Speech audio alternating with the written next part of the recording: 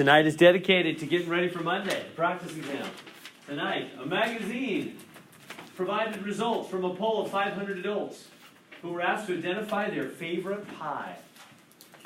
Among the 500 respondents, 12% chose chocolate pie, and the margin of error was plus or minus 4 percentage points. Given specific sample data, which confidence interval is wider? Kind of a funny question. Which confidence interval is wider, the 99% or the 80%? So there's actually nothing to calculate on this one. It's a conceptual question instead. So it's asking for a concept here. So which one is wider? Yeah, so really you can ignore all those other words. It doesn't really matter at all. The question is a 99% confidence interval or an 80% confidence interval with everything else the same, same database. Which one's going to be wider?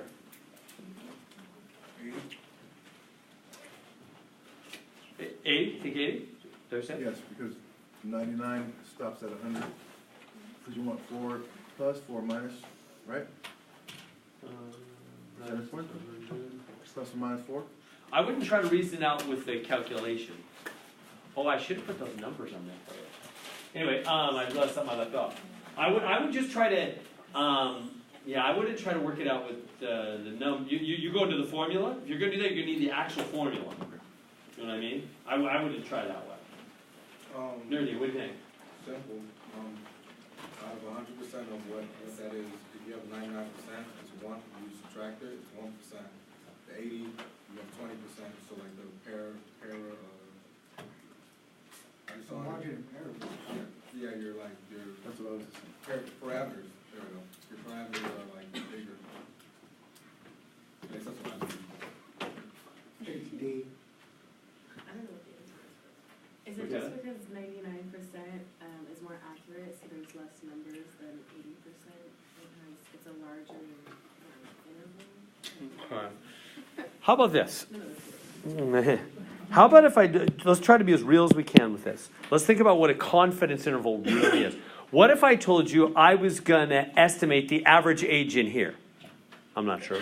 I'll just look around, me included. 51, so I'm probably near the top. So average age in here, I don't know what it is. What if I said, I think the average age in here, and I'm going to make a 99% confidence interval, and I'm going to make an 80% confidence interval. Now, I'm not going to do any fancy calculation. Just be as real as you can with me on this.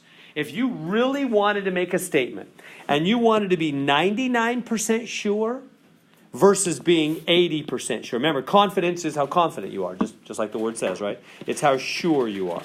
So if I wanted to make a statement, what do y'all think the average age is among us in here? Is it 22. that young? 25 maybe? Yeah, 25, 27, something like that. I don't know. We don't need to be exact. Let's say it's about 25. So 27, that we said, nerdy, maybe 25, 26, I don't know, 25 maybe, let's say. Okay, now that's not an interval, that's just one number, huh? So if I wanted an interval, I could, because I don't know for sure it's right on the money, 25. It might be a little lower, it might be a little higher. If I go down by, I don't know, like 4 and up by 4, maybe 21 to, 29? So if I say, hey, I think the average age in here is somewhere between 21 and 29. Yeah, how about if I just say that? Versus, what if instead of saying that, I go down by like, I don't know, 7, 8. Let's go down by 8. Down by 8. Or let's do 10. I'm gonna make my point really clear. What if, again, I think it's 20. Let's just say I think the average age in here is 25. I don't really know, but I'm just guessing. The average age in here is 25. But I don't know for sure it's 25, so I want to make a guess around it, interval around it. So if I go down by 10, that would be 15, right? And if I go up by 10, what do I got? 35. So if I said, I think the average, so you tell me, if you had to, if you had to bet, if you were on a game show, and you had your last chance to get to win the car, and they said, all right, you can choose whichever one you want for your statistics class Do you think the average age in your statistics class is between 21 and 29 years? Or do you think it's between 15 and 35 years? Which one would you be more sure of? 21.9. The bigger one, right? Yeah. You would be more confident going with this one, wouldn't you? Yeah. Because it could be like, because what if the average age comes out to be 20? Then you're going to lose if you said 21 to 29. Or what if the average age comes out to be 30? Again, you're going to lose if you just said, I think it's between 21 and 29. But if you said the bigger interval, 15 to 35, you're still good.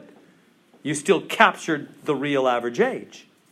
So do you see, which one are you more confident about? So which one's going to be the high? This is the 99%, huh? And this one's got to be the 80%. You see, you're more confident about a bigger interval, aren't you? Does that make sense? Yeah. So that's going to the basic idea of what a confidence interval is.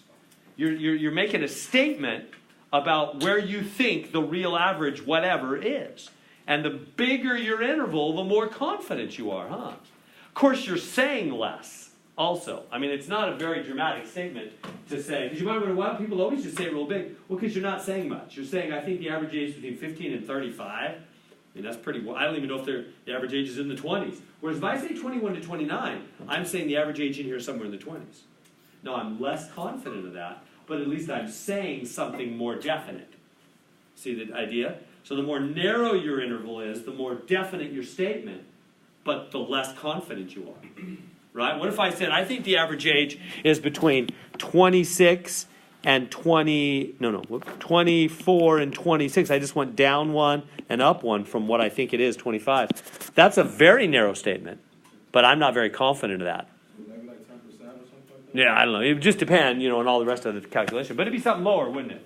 It'd for sure be something. Get the idea? So the wider the interval, the more confident you are. The narrower the interval, the less confident that you really captured the true whatever. All right, so that's what they're getting at. So coming back to, so which one of these is wider? 99% for sure. Now let's read the reason. A 99% confidence interval must be wider, okay, right, because it contains 99% of the true population parameters. No, that's just a bunch of baloney. That isn't it. Let's keep reading. 99 is number B, part B. So a 99% confidence interval must be wider than an 80% in order to be more confident that it captures the true value. Yeah, that's it. You're more confident you captured the true whatever. In this case, I'm going to be like chocolate pie.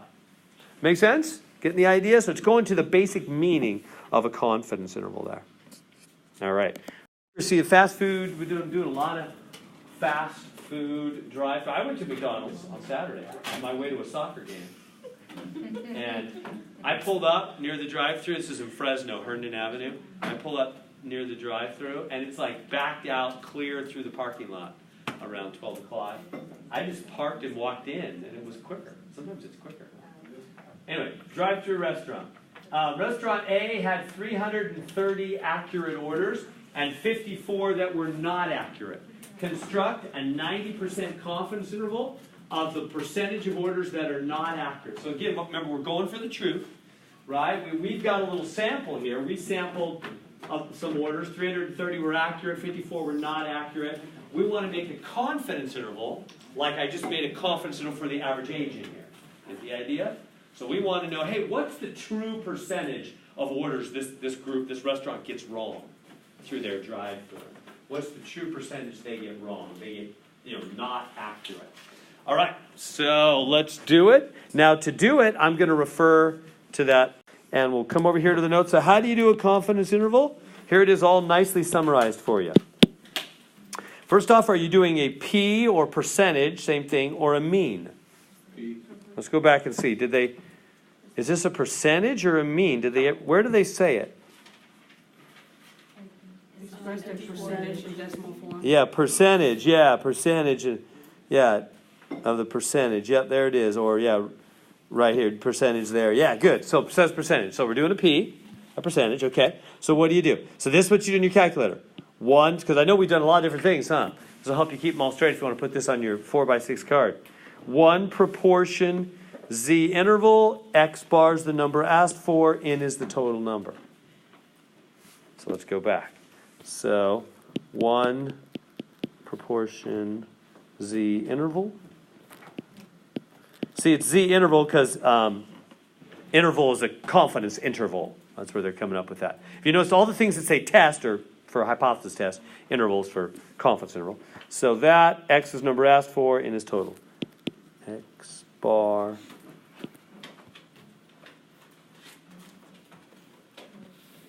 Is it X bar or is it just X? Yeah, I think I messed up there. Number asked for, and N is total number. Total number. All right. So there's the instructions. Can you crank it real quick? Give you a second. So what is the number asked for?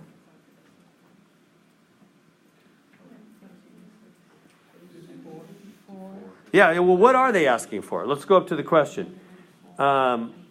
It says they want us to find the percentage of orders not accurate. They could have asked us for the percentage that are accurate, but they happened to ask us for the percentage not accurate. So yeah, you guys are right on the money. That's 54, isn't it? So X is 54. And N, how do you get in? Wait, what? N is the total, yeah. So 54 is the X, right? That's the number. They're asking for how many not accurate. That's 54. And the total, yes, you got to add them, right? Is that what it is? Yeah. 384, that's your N, right? All right. So, okay, so I'm going to do it on my calculator too. 1 proportion Z interval.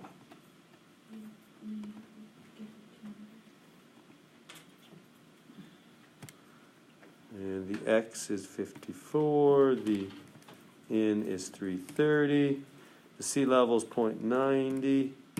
All right, so what I'm getting is, I don't know how many, they want 3 places. Okay, so 0.130 and 0.197?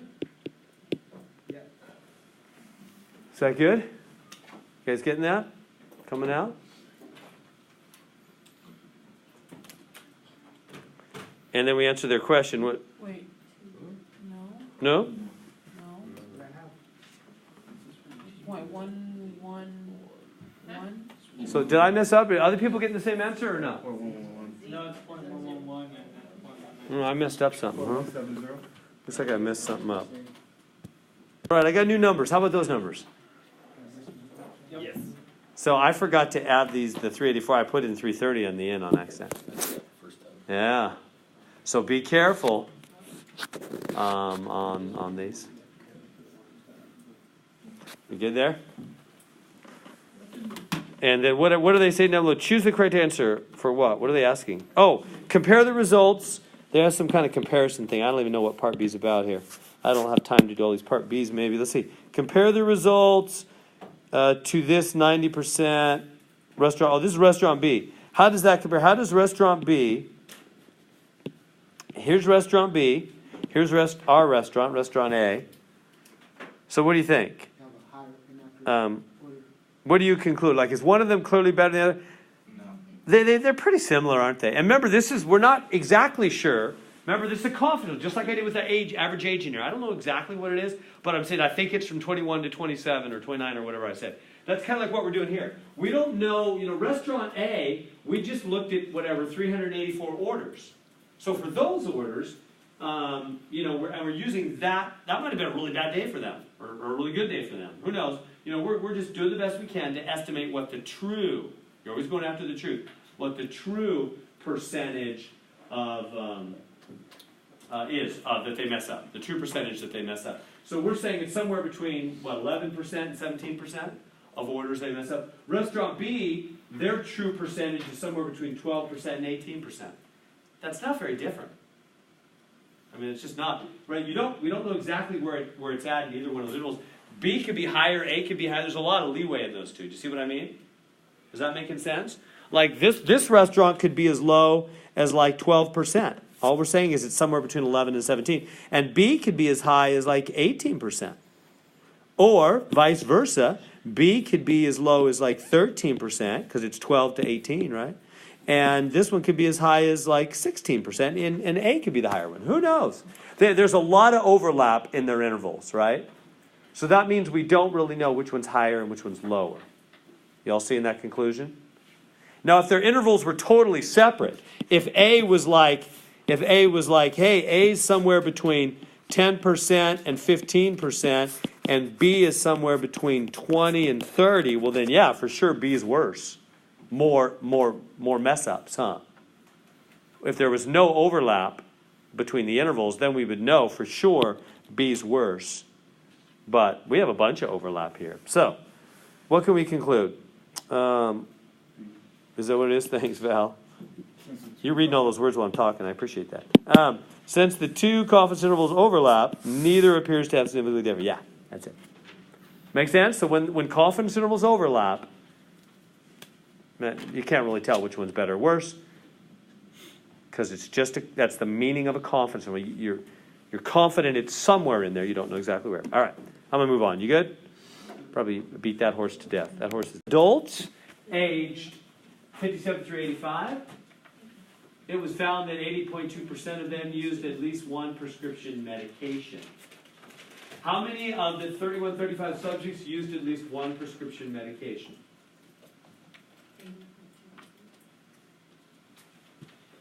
Yeah, how do we answer that question first off?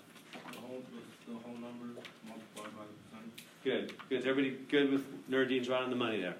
So that makes sense. They're telling us that 80.2% of these adults use at least one prescription medication.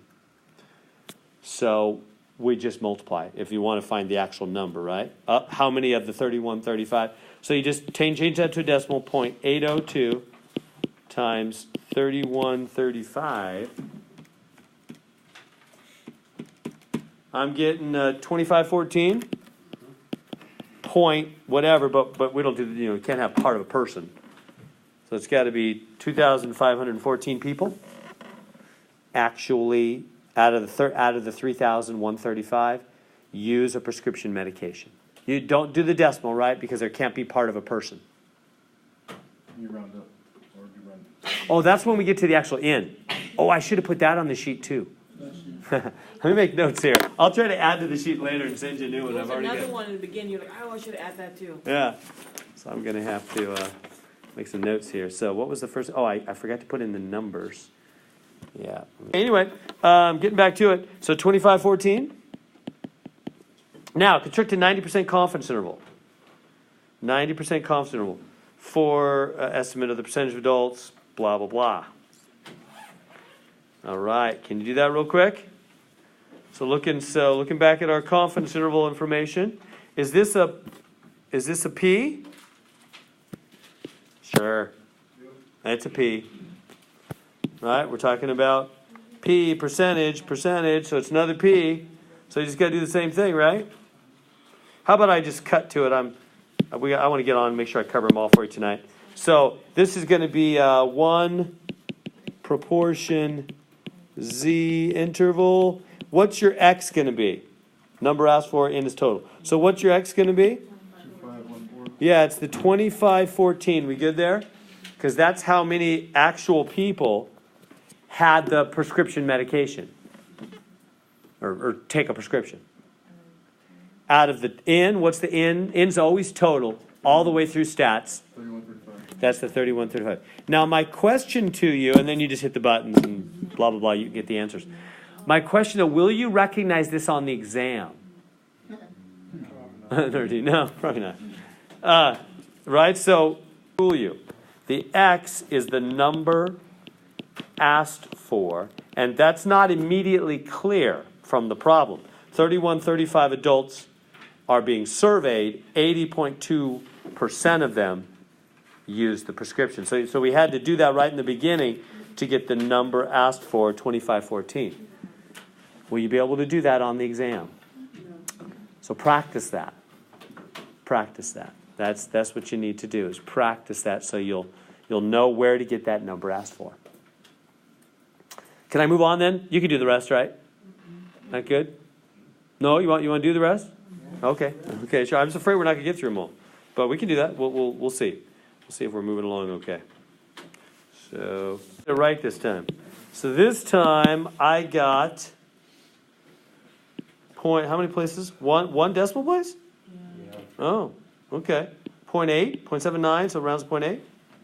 Wait. Oh, they want percentage. Look at that. I didn't notice that. They want you to change it to percentage. So in other words, I got let me just write what I got first. 0.790, did y'all get that?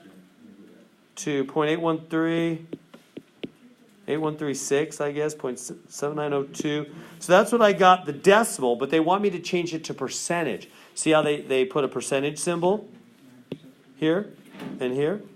So that means move it 2 places. Move it 2 places. So that's 79.0% to 81.4. Exactly. You got to round that 36 to 4, huh? So 79.0% to 81.4. So we're 90% confident. It's 90% confident. 90% confident that among all older people, so 57 through 85, that somewhere between 79 and 81% of them use at least one prescription medication. We're 90% confident that the true percentage is somewhere between 79 and 81 for all adults in that age range. Is that good? And then coming on down, what do these results tell us about the proportion of college students? College students? Nothing. Exactly. This didn't say college students. And it's probably not, given it's 57 through 85 years old. Is that a trick question? It is. Yeah, there'll be a lot of those on the test. I'm kidding. The results tell us nothing about the proportion of college students. Plus unknown, what is that one? None of the above. Yeah, that'd be the none of the above. Good? Moving on. Questions on that one? All right, number 4. Want to try number 4? You are the operations manager for an airline and you are considering a higher fare level for passengers in aisle seats.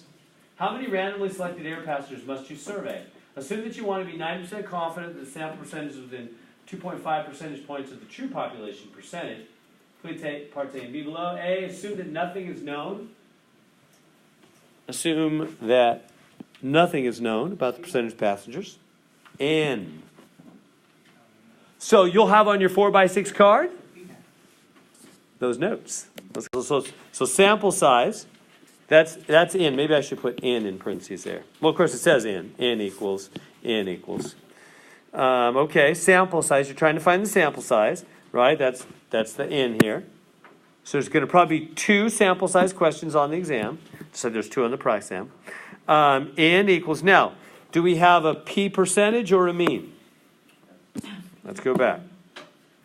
Percentage. Still percentage, huh? All right, so we go, okay. See how this just guides you right on through?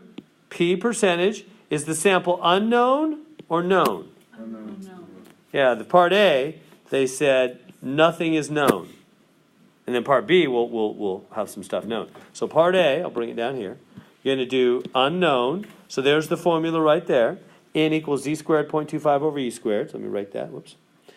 N equals Z squared 0.25 over E squared.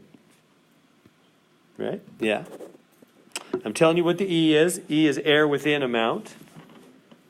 Now what I didn't put on there, what I'm going to try to remember to add to it, is the Z numbers. Do you remember the Z numbers? I gave you those earlier in the course. Oh. Remember those big old long honking numbers? Right? I don't really feel like writing those out again. I'll put them on the notes. Leonardo. Yeah, I got them too. Yeah, so thank you though. And that was, so what, it depends on the percentage. Now, what percentage are we doing here? 90%? Yeah, so, yeah, so for 90%, well, let's write it here. Yeah, the Z is this big old number, 1.644. Remember they're really long? 853626. squared times 0.25 over E squared. Good so far? What's the E? Yeah, can we tell what that is? Let me let you finish that one up. So what's the error? What's that? 2.5? Yeah, the 2.5. Now, do I just put in 2.5 squared like that? You can tell by my tone, no. Why not? Yeah, good job, good job. It's 2.5 percentage points, isn't it? Right? The E is 2.5%, in other words. So you got to change that to decimal, boom, boom, huh? So 0.025, that's what we've got to actually do here. 0.025 squared. Does that make sense? Watch out for that. It's a booby trap. It's ready to get you. Gotta practice that. All right, so hit the buttons. Let's see what we get here.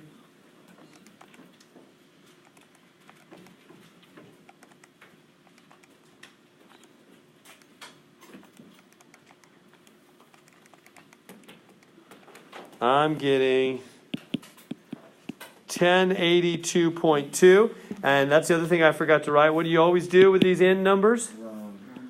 Round up. Because talking to more people always improves your accuracy, doesn't it? More in the sample. In other words, we would need to talk to 1,082.2 people. But you can't talk to 0.2 of a person. So you need to talk to another person to get the accuracy you need. So there's our answer. How are we doing? So I'll try to add to your notes the round up words and those numbers.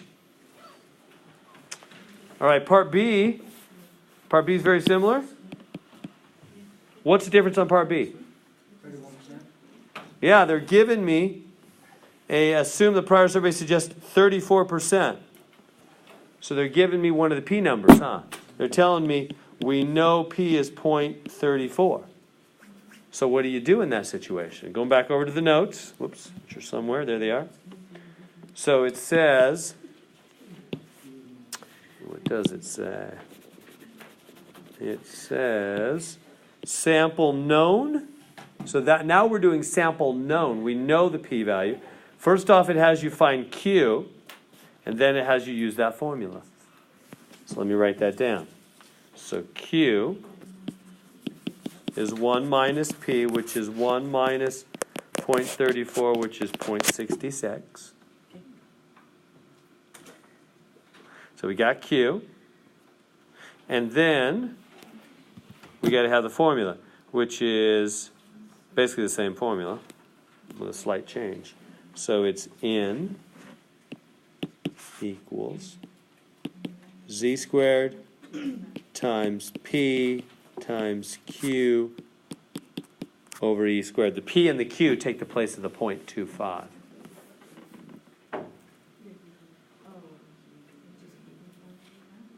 Y'all seeing what I'm doing there?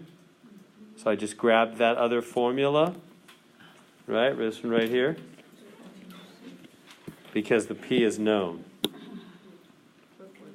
So that's going to be the Z, which is the 1.64485. Oh, thank you. I'll see you next week on Wednesday, right? Yeah, sounds good.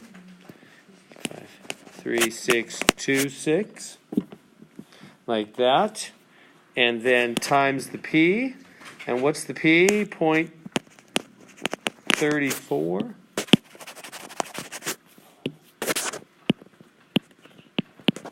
Times the Q. 0.66. Right? The P, the Q over the E squared. E is the same thing it was a minute ago. 0.025 squared. Oh, I forgot to square the Z. Whoops. The Z is squared. Here we go.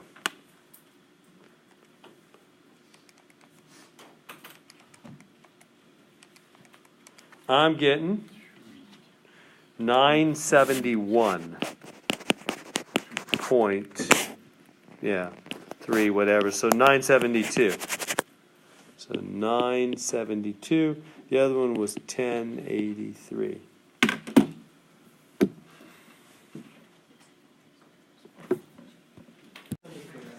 All right, we good? Can we move on? I want to try to get through all these for you. 0.01? Yeah, because you got to move that decimal back 2 places, right? All right, number 5. A clinical trial was conducted to test the effectiveness of a drug for treating insomnia. Remember this one? These are all homework problems. In older subjects before treatment, 16 subjects had a mean wait time of 102 minutes. After treatment, the 16 subjects had a mean wait time of 79.9, and standard deviation, blah, blah, blah. Assume that the 16 sample values appear to be from a normally distributed population and constructing 9% confidence interval estimate of the mean wait time for population with the drug treatment. Monkey. So in the end, they want a confidence interval, don't they? Blah, blah, blah, 90% confidence interval. Okay, so let's go to the notes. Where are they? There. Here's the confidence interval notes. Okay. Yeah, so the first thing, so you'll have these on your 4x6 card, right? So for a confidence interval, then the first thing is to determine if it's a p% or a mean.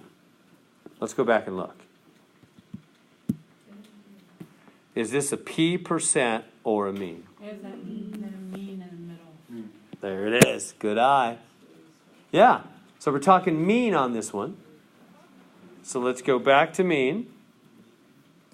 So mean. So we're going to follow these instructions. Now, we break that down. See how I organize this all? It helps me think straight too. I love making these notes. It helps me to think straight about the material to instruct better. No data given or data given. Which case do we have? Let's go back. So is there data given? Do they ever that's when they list the numbers, like 10, 15, 12. No, they're not listing the data. So this is a no data. No data. Let's go back. So no data given. So here's our instructions. T interval, choose stats, and put in the information. So I'll write that down somewhere. I don't know if there's any. So T interval, because it is an interval, it's a confidence interval. And choose stats. And then what do we need? We need X bar, SX, and N. What if they gave you the list of numbers? That's when you do data. Yeah, we'll do one of those. Yeah. That's right. All right. Is that number 8? Number 8. Is that what it is? I do not know. I'm sure you're right. Yep, number 8. It's number 8 on my TI, probably all the TI-84s. So, okay. So, go to T interval, data. Oh, not data. Whoops. Stats. Not data. Stats. So we got to put in the X, the S, and the N. So what is let's look back, it tells you here. X is the sample mean. X bar. It's actually X bar, huh? Sample mean. So what's the sample mean?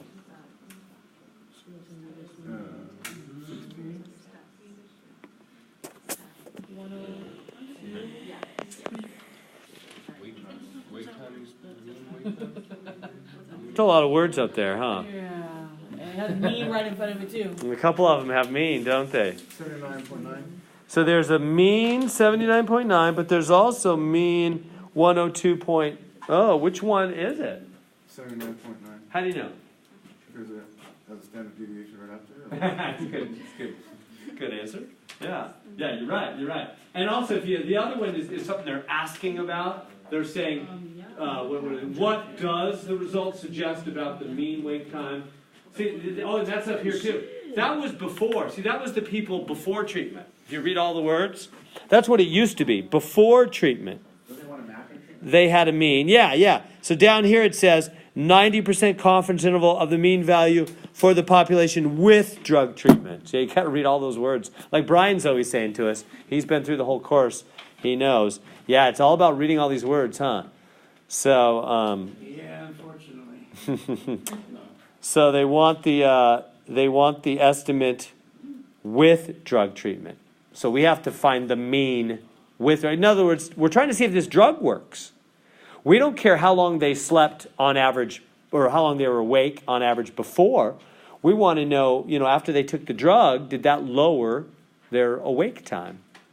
So we want the drug mean wake time. So here's after treatment, after they took the drug, they had a mean wake time of 79.9. Yeah.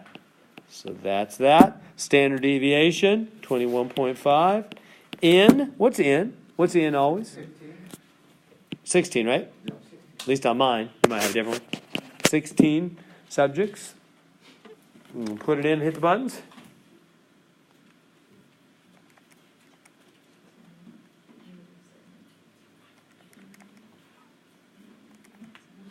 Now what's confidence level? 90.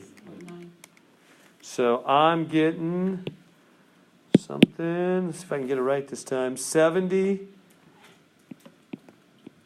How many, 1 decimal is 70.5 to 89.3. Is that coming out for you all?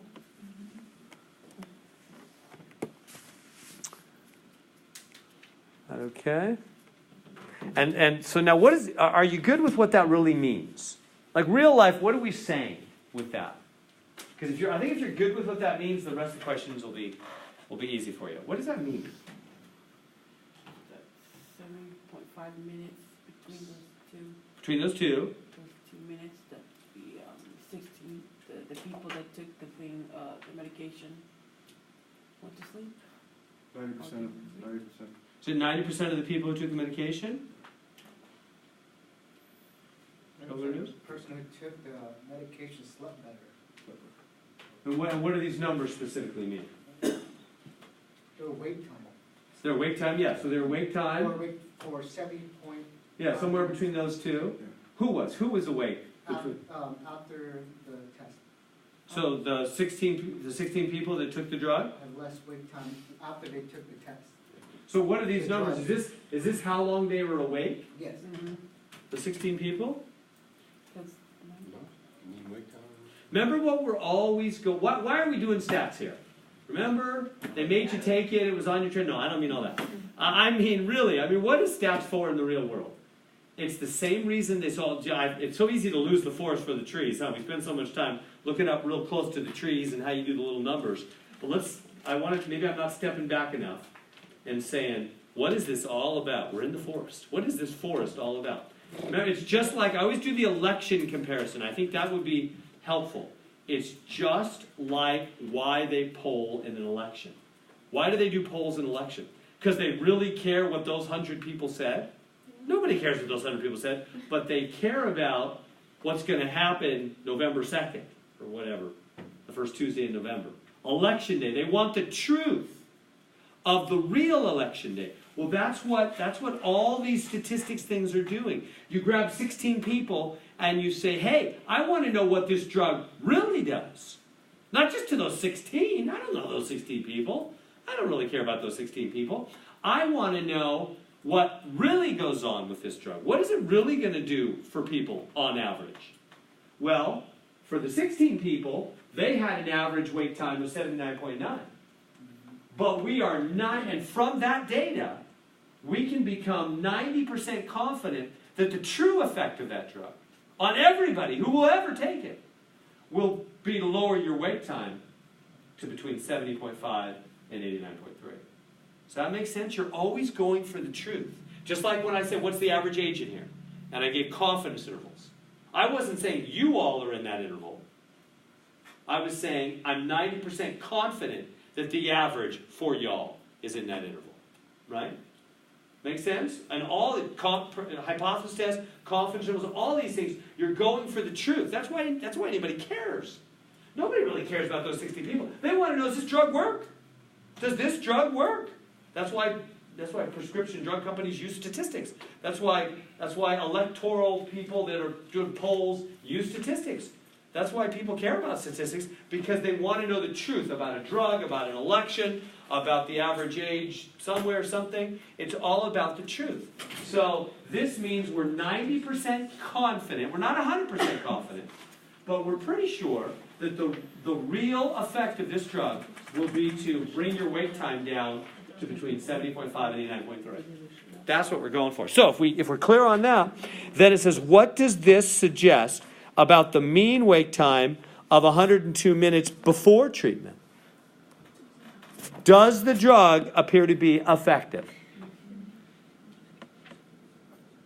So we said the drug brings your wake time to be in the interval, we're 90% sure anyway, that the drug, for everybody who will ever take it, we're 90% sure that it'll bring the wake time down to between 70, it was 102, it'll bring it down to between 70 and about 90. So did it do something? Yeah, we're 90% confident that it's going to be lower. It's going to be between 70 and 90, huh? 70 and 89. So that's good. That's believing the drug is working. We're 90% confident that the real effect of that drug on everybody who will ever take it is going to lower their restless wake time. So yeah, we believe it. The confidence interval, now what do we want to say here? The confidence interval, does it include or not include? Not included. Yeah, the 102 is not between 70 and 89. The 102 is bigger. It's outside that interval, which is good. That means we've lowered the wait time, haven't we? That makes sense? So it does not include. Does not include. And so the means before and after treatment are different or could be the same? They're different. We believe that after treatment, you're going to be better. It's going to lower your wake time. It's different. The results suggest that the drug treatment has a significant effect. That makes sense?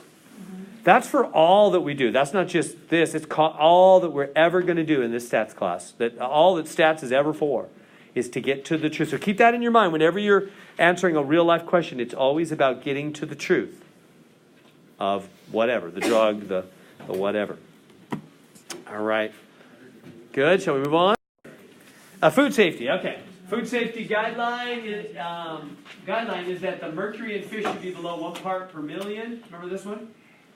Listed below are the amounts of mercury found in tuna sushi sampled at different stores in a major city. Construct a 99% confidence interval of the mean amount of mercury in the population. Does it appear there's too much mercury in tuna sushi? All right. They want a confidence interval on a mean. Let's go back to the notes. Somewhere there they are. So confidence interval. Here's confidence interval. So first off, we're down here on the mean, not the P. And on the mean, is it no data given or data given? Data given. Yeah, did you see that data was there, huh? So here's the data given one. So the first thing you do is enter the data into L1 by choosing stats and edit. And then on your T interval, choose data. Let's do it. So go stats, edit, and L1, put that data into L1. And then what? Then go T interval data.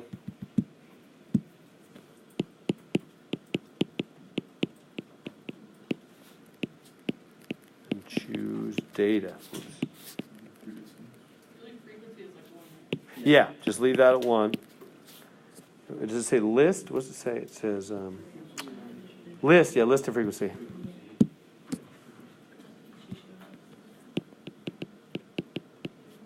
List L1, frequency 1. Yeah. All right, let's do it. The buttons. I got, how many places? 3? 178, I guess, huh? 178 to 1.203. 3 decimal places. Is that good? Bless you.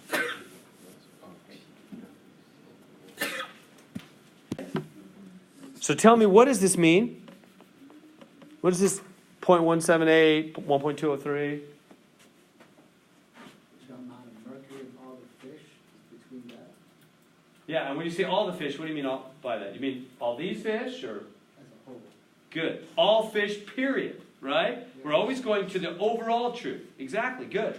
Yeah, we're saying it's exactly right. We're 99% confident that the real average amount of mercury among all fish, in whatever situation, all fish, is somewhere in that zone. Right? You're always becoming confident about the real average, or real whatever, Tuna right? sushi. In all tuna sushi, right. Thank you, yeah, exactly right. In all tuna sushi, the real average amount of mercury. We just grabbed whatever it was, 5 fish, 6 fish, whatever that is, but we're letting that lead us to a 99% confidence level about all tuna sushi. Right? That's what statistics is all about. Grab a small group, make a conclusion about everybody. But there's always the chance of luck and all that. That's what we're doing here. So anyway, is that too much? Yeah. Yeah, because it said it should be below 1 part per million. Well, isn't that below 1? You know, but it's between. Yeah. It could One's- be it- from lower to higher. Exactly. It could be from here to here, so 1 could be in there. It could be above 1, couldn't it? It could be 1.1. And one exceeds one. Yeah.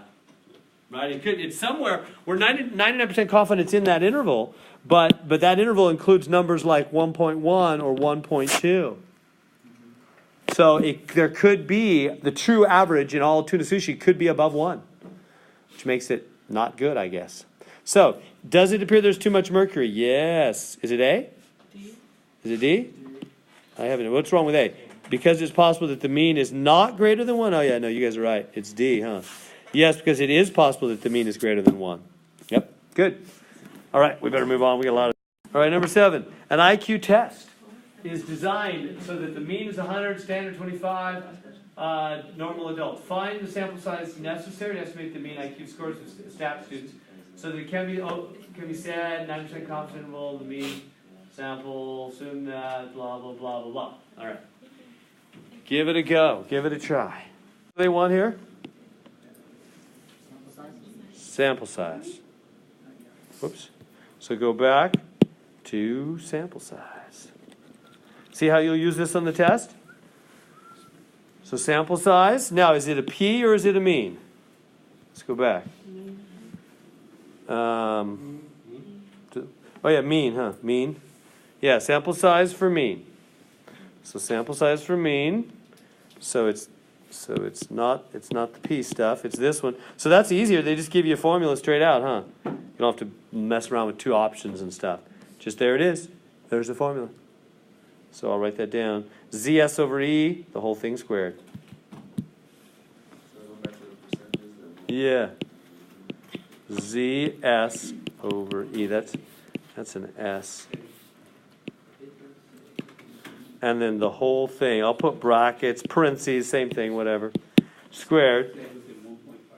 Yeah, and we're supposed to do, what are we supposed to do? 90% confidence. So for 90%, the Z is that same number we used a minute ago. 1.644, 8536, 26, there's the Z. And the S, Standard deviation? yeah, where is the S? You see it? Yeah, right there, 25. Okay, thank you. Oh, yeah, right there, huh? Yeah, thank you. 25. Over, and what's E? Yeah, that's the within number, huh? Right, I put that on the thing to help. Right here. See, it's the within. Air within. That's E.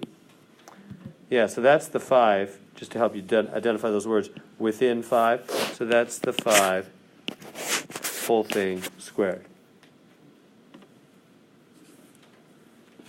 We good there? So hit the buttons on the calculator.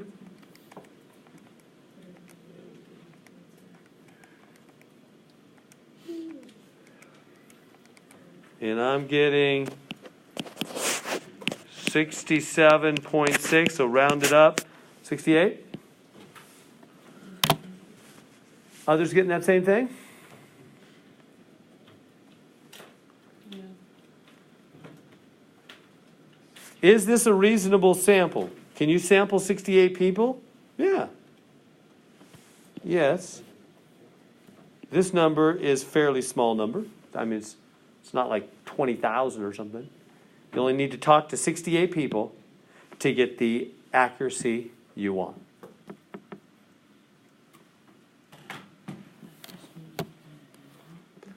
How we doing? Can I move on?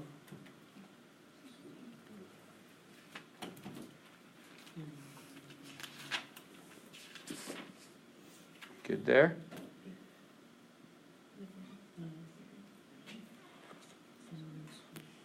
Okay, all right, so here at number 8, we're going to start getting into hypothesis test. See how they have a claim? The mean pulse rates, and on they go. All right, so the first thing they want you to do is express the claim in symbolic form. Mean is equal to 69.4. So, Yeah. So mean, yeah, so that's the U looking thing, right? B Right? Is equal to 69.4. beautiful. Does everybody see that? Right? See the claim? The mean is equal to 69.4. So there's the claim. Now, how do we do the, come on down, can you do the HO and the H1? Let me give you a second. Always equals. So it's going to be identical to the claim. Huh. Okay, and when it's equals, what's the H1? Not equal to, yeah, not equal to 69.4. Boom. That good? So there it is. I'm walking you through the setup and conclusion. And then the other part, I also tell you the calculator stuff. So this is just the setup and conclusion. You can put this right in your 4x6 card. First, you write the claim. It's either P or U equals greater or less. Then the HO is equals. The H1, I give you some instructions there. Notice what we just did. We just did HO was equals. And the claim was equals, right?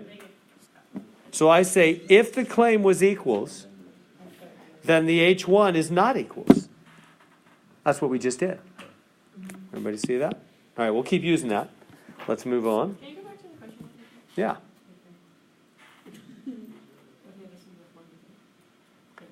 That all good? Okay, now, assume a significance level 0.05. Alpha equals 0.05. Use the information. Original claim, more than 46% of adults would erase all of their personal information if they could. The hypothesis, test results, p-value, boom.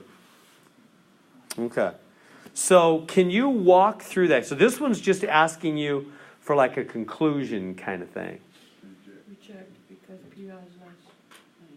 Right. But you're going to need more than just that, but that's good. That's good so far. So go ahead and write. So remember this episode. Let me go back to the notes for you. So here's the steps. Whoops. Click something funny there. Here's the steps that'll help you when you do a hypothesis test. So what's the first step? Write the claim. Then do the HOH1. So let's write the claim. So come over here and write the claim first off. So write the claim, and then after you get the claim, come down to the HOH1. So what's the claim? What's being said? Original claim. So is that, so let's go back here. So it says, write the claim. It's either going to be P equal greater or less, or U equal greater or less. This one is a percentage, huh? So it's P. Is it equal later? Greater than. Greater than. 0.46. Good. And now let's do the HO, H1. You know HO is always equal. Now, look what I wrote, real exact instructions here. HO is always equal, like we just said. Now, H1, if the claim was equals, what was the claim equals? No, the claim was greater. So, if the claim was greater or less, then H1 is the same as the claim, and write claim next to H1. So H1 is the same as the claim, right? And write claim next to H1. Everybody see that?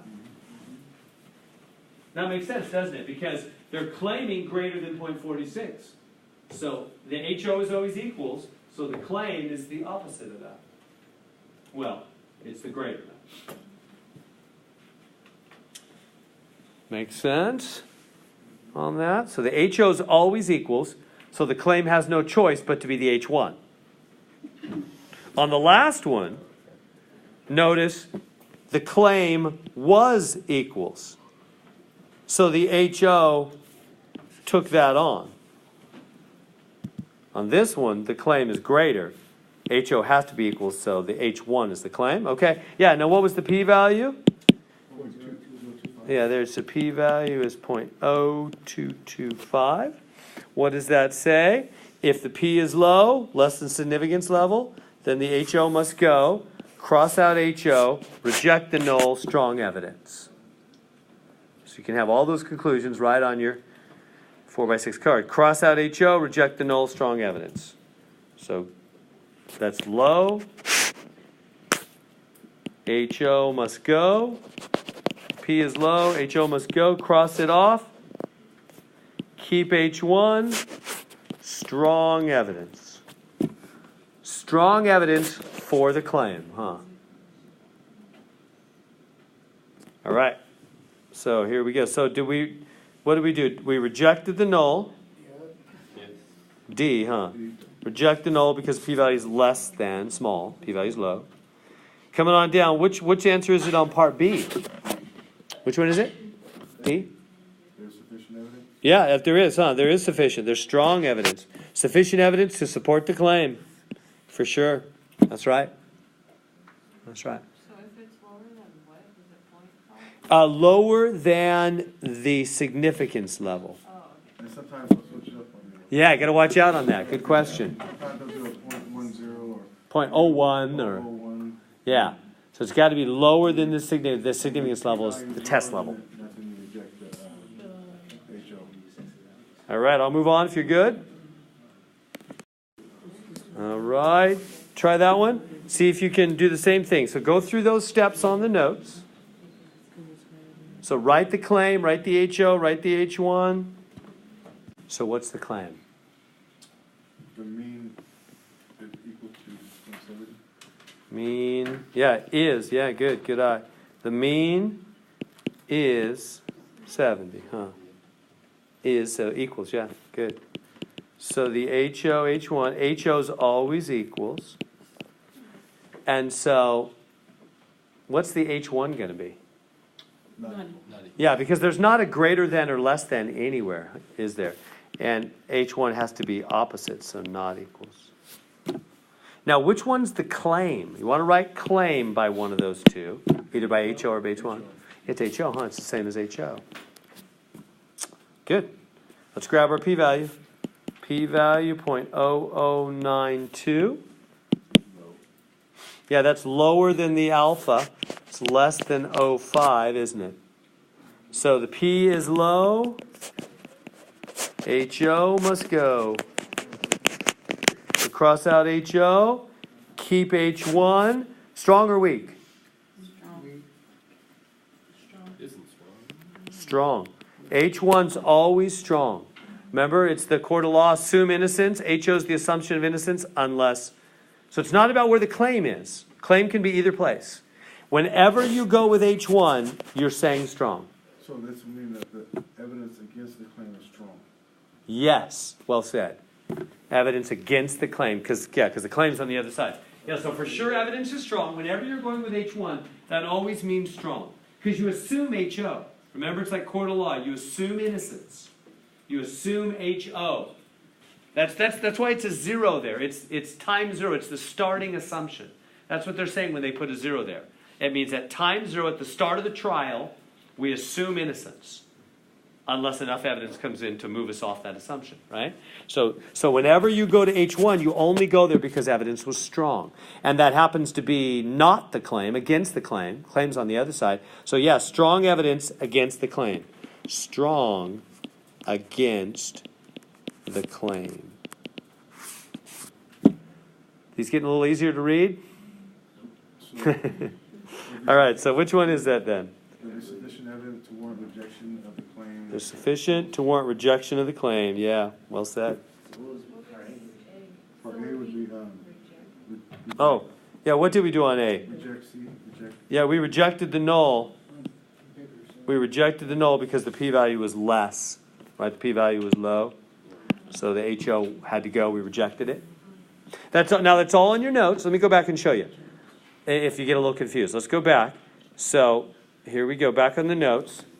I'm saying if the P is low, HO must go, cross out HO, reject the null, strong evidence. That's what we had again, huh? Right.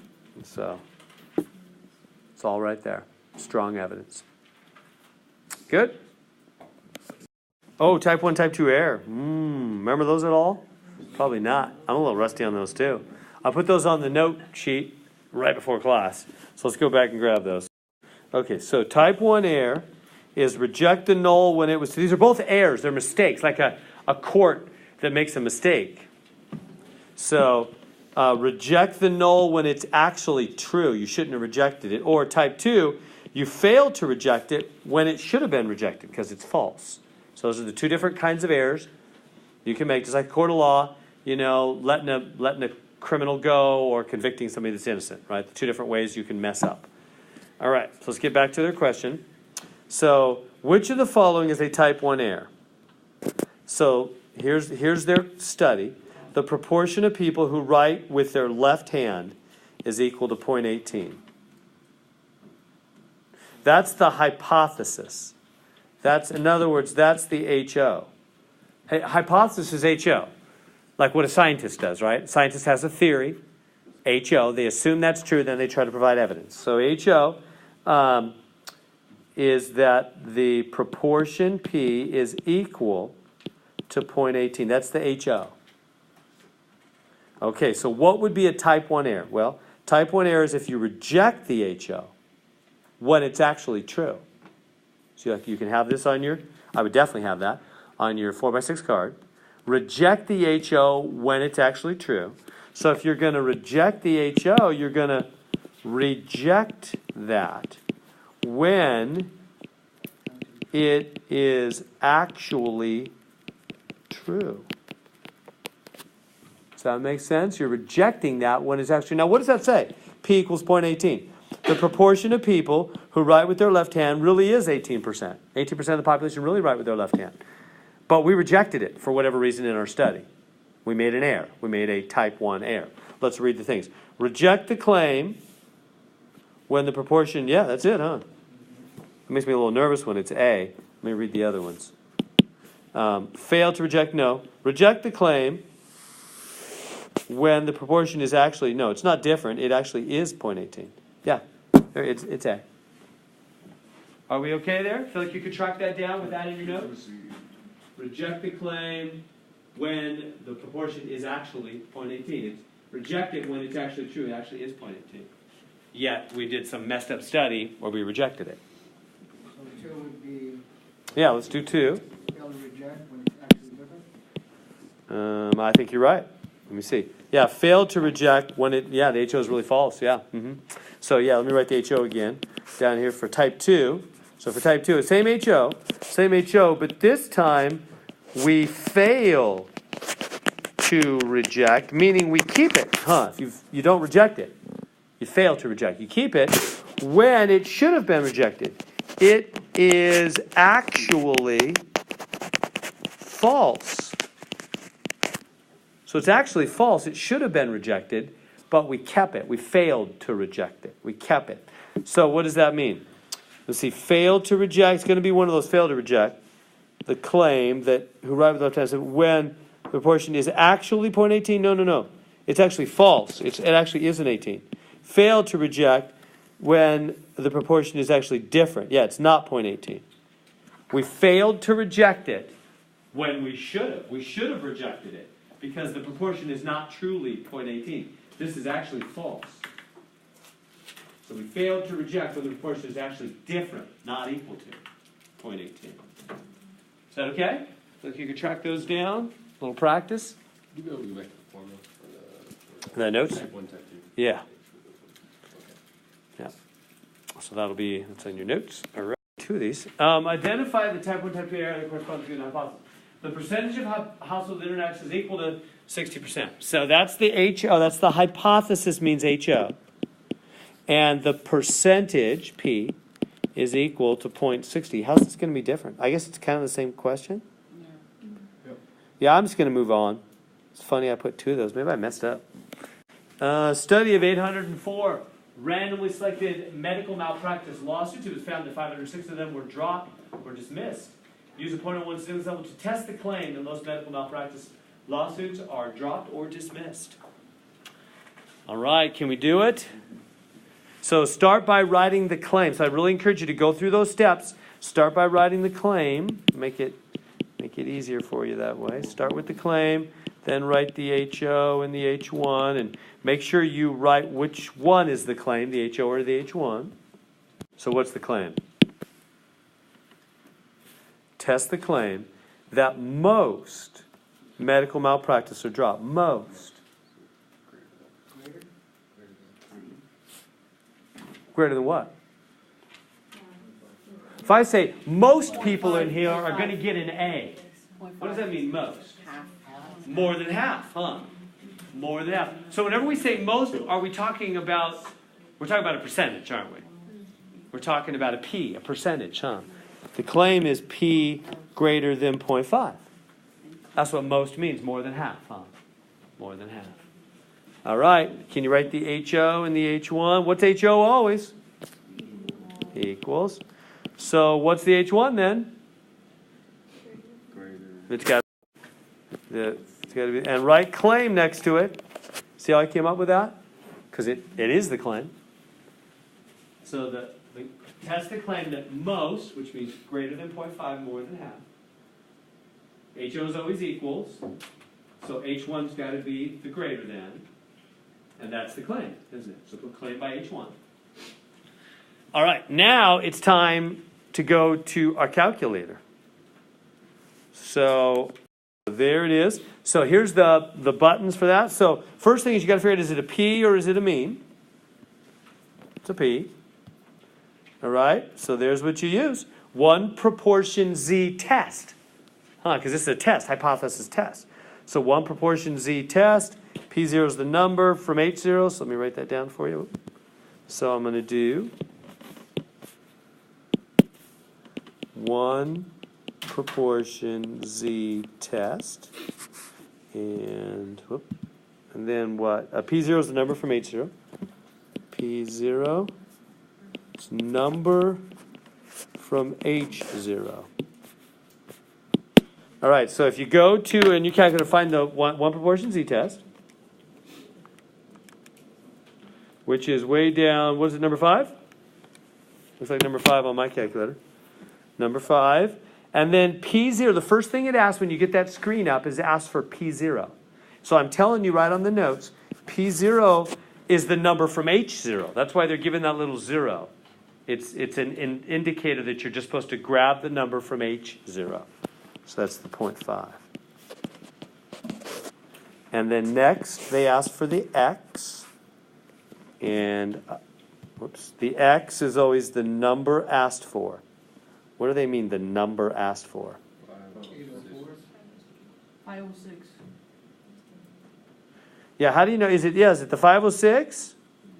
Let's make sure. The claim that most medical malpractice lawsuits are dropped. 506 were dropped. Yes, that's the number they're talking about. The number dropped, huh? And the end, yeah, that's the total. That's 804.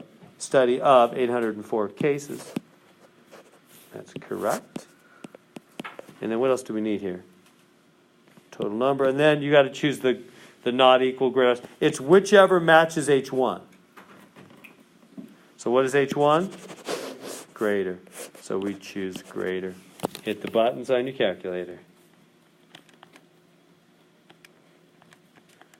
This stuff is getting easier, right? Are you feeling it? Math and science, for me, always felt terrible the first time I'm going through a class. But then, like, when I would study everything, like, before the final or second time, or if I retook stuff, it was always way better the second time. It was always shocking to me how much more sense it made second time. I hope you're having that experience. All right. So I got a Z value of a big one, 7.3. How many places I want? 2, 3, 4. I think it'll round to 3, 4. 3, 3, 3, 5. So 3, 4. Y'all getting that? Yep. And the P value. 0, 0, 0. Oh yeah, that's right. It's that thing again, isn't it? Yeah, 1.11, and then there's like an E minus 13. Yeah, that whole thing. Remember that deal? So remember that E minus 13. What does that mean? 13 places left. Oops, to the left. So the decimal, 13 places left. That's what that E minus 13 means. So if you go 13 places left, that's basically 0. Right? It's going to be 0.0000000, 111. 0. It's basically 0. All right? So we got to P. Now, what does that mean about, our conclusions? H almost go. Yeah, P is low. P is low. HO must go. So cross out the HO. Keep the H1. Strong or weak? Always strong when you're ending on H1, and that is the claim, it turns out. So we strongly believe the claim. There's strong evidence in favor of the claim. So, Reject the null. That's A. yeah, it's A there. A looks good, huh? Go down more. Can you see more? Oh, there's more? Okay, I'll go to a new screen for that. But yeah, A, reject the null because the p-value is less than that. So we got that. Right, 13. What is the final conclusion? So what do we say? So back here, we strong evidence in favor of the claim, huh? So what is that going to be? There is sufficient evidence, yeah, to support the claim. Yep. That's it. Good. It's making more sense. Kind of getting predictable. Right? Because over here, we circled this one, right? We rejected the null. P was low. We rejected the null. We kept this one. Strong evidence in favor of the claim. Sufficient evidence for the claim. A data set includes data from student evaluations of courses. Blah, blah, blah, blah, blah, blah. Test the claim. I'll just jump down to the claim words. What does it say? Test the claim that the population has a mean equal to 3.75. So the claim is the mean is equal to 3.75.